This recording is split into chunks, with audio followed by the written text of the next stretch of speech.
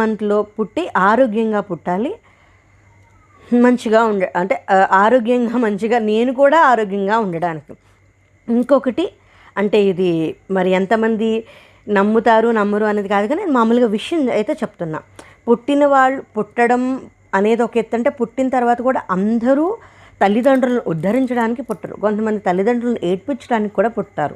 ఇప్పుడు స్కందోత్పత్తి శ్లోకాలు ఏంటి అంటే, ఏవైనా దోషాలు అంటే పుట్టిన వాళ్ళు ఏమన్నా మనకి వాళ్ళకి ఏమన్నా అంటే ఇప్పుడు మళ్ళీ వేరే ధర్మంలోకి వెళ్ళిపోయి ఇదేదో వేరే సైడ్ ట్రాక్ అయిపోతుందని, కానీ అంటే పుట్టిన వాళ్ళు మనతో మంచిగా ఉండడానికి, వాళ్ళు మంచిగా ఉండడానికి, వాళ్ళు ఆరోగ్యంగా ఉండడానికి స్కందోత్పత్తి శ్లోకాలు ఉపయోగపడతాయి.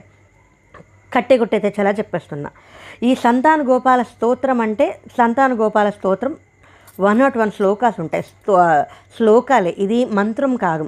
మామూలుగా దేవకీసుత